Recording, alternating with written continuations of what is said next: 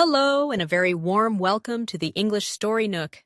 We are so happy that you are joining us for a new story today. Today, we're diving into a story about the pressures of modern life and the search for true happiness. In this story, we will explore a world where everything is for sale, even feelings.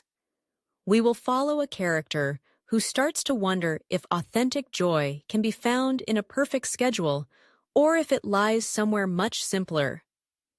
This story will make you think about what is truly valuable in life. Before we dive in, if you enjoy our stories and want to support what we do, please give this video a like, subscribe to the channel, and consider buying us a coffee. There's a link in the description below. Every like, subscription, and small contribution helps us keep creating great content for English learners like you. Let's get started. Burnout was branded, rest wasn't. Chiara Garofalo was an architect, but not of buildings. As a senior lifestyle architect at Valinorium Solutions, she designed happiness. Her blueprints were meticulously crafted schedules of peak experiences, curated social interactions, and algorithmically optimized wellness routines, all sold to clients desperate for a life that felt as good as it looked on their social feeds. The company's influence was ubiquitous, its sleek, minimalist advertisements promising a definitive escape from the anxieties of modern life. Yet lately, a profound cognitive dissonance had taken root in Chiara's own mind. She was the firm's rising star, a testament to their product, but her own meticulously constructed joy felt hollow, a beautiful but empty facade. The feeling crystallized with the arrival of Michele Montariello, a tech mogul whose face was plastered on digital billboards. He was the ultimate client, a man who had everything and therefore, according to the logic of their world, nothing. He wanted to purchase the company's most exclusive product, the Authentic Joy Package. During their initial consultation in a sterile, white conference room overlooking the city, he leaned forward, his eyes devoid of the enthusiasm his public persona projected. "So, you sell contentment as a subscription service," he stated, not asked. "Show me the ROI on genuine feeling." The question, dripping with a cynicism she knew all too well, was the inciting incident, the tiny crack in her polished veneer. For the first time, she saw the absurdity of her profession laid bare. She was a dealer in a carefully manufactured emotion, a product whose efficacy she was beginning to doubt. This burgeoning cognitive dissonance made her shift uncomfortably in her chair. Crafting Michelle's package became an exercise in futility. Every proposed experience, a silent retreat in a biodome, a private concert with an indie folk sensation, a digital detox on a remote island, with curated photo opportunities, of course, felt profoundly specious. These were not pathways to joy. They were just a more expensive amalgam of the same performative wellness that saturated their culture. Her metrics, once stellar, began to dip. Her manager, a woman who spoke exclusively in corporate jargon, warned her about suboptimal engagement. The pressure was a physical weight, a constant hum of anxiety that no amount of her own company-prescribed meditation could silence. The entire system, she was beginning to realize, was built on a pernicious lie. One evening, overwhelmed, she visited her old friend, Nicoletta Scuti. Nicoletta was an anomaly, a woman who had deliberately chosen to eschew the relentless climb. She was a ceramicist, her hands perpetually dusted with clay, her small apartment filled with the beautiful imperfections of her craft. It was a messy, prosaic existence, and to Chiara, it suddenly seemed like the most luxurious thing in the world. "They sell you the disease and the cure," Nicoletta said simply, handing Chiara a warm handmade mug. They inculcate this idea that your life is a project to be optimized. Then they sell you the tools to do it. Burnout is the business model, rest isn't. The statement was a revelation, a horrifyingly simple truth that cut through all the noise. The company wasn't offering a panacea for the stresses of life, it was profiting from them.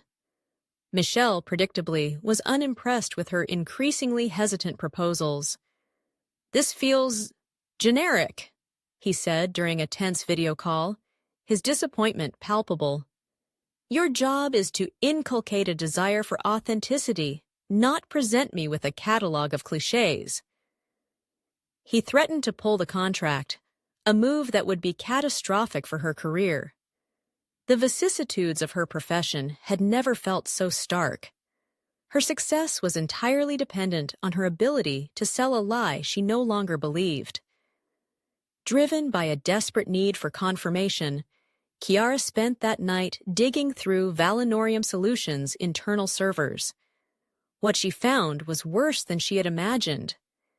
It was a strategy document outlining in cold, clinical language how their marketing division was to subtly promote a culture of aspirational stress, making their wellness packages appear to be the only viable escape. The insidious nature of their model was not a byproduct. It was the core design. It was a deliberately pernicious cycle of manufactured need and monetized relief. The final presentation was her crisis point. She stood before Michelle and her superiors, a sleek tablet in her hand containing the ultimate authentic joy package, a dazzling, specious itinerary guaranteed to secure her career and reputation.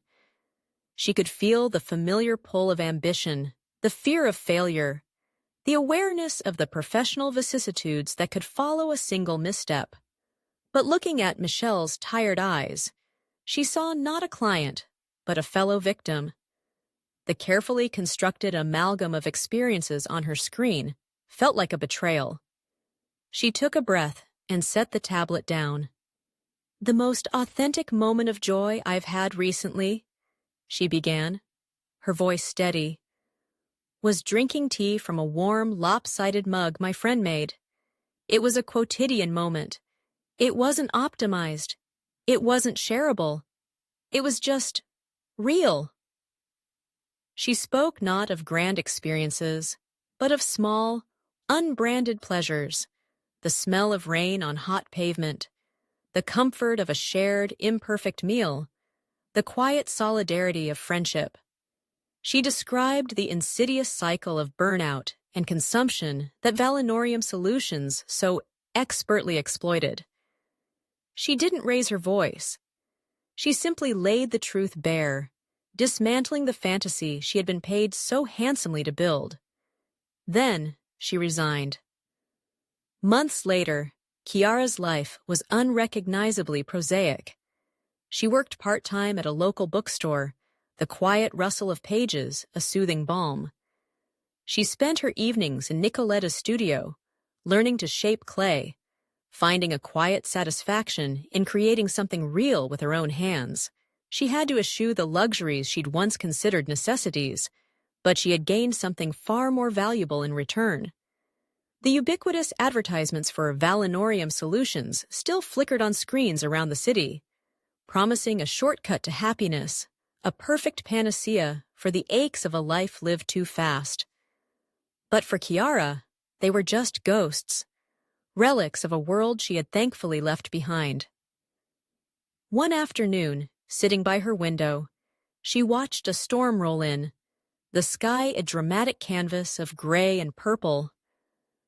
It was a simple, quotidian sight, beautiful and fleeting, and for the first time in a very long time, she felt nothing but a quiet, unbranded sense of peace. That's the end of our story for today. It gives us a lot to think about, doesn't it? What is a small, simple thing that brings you authentic joy in your daily life? Let us know in the comments below.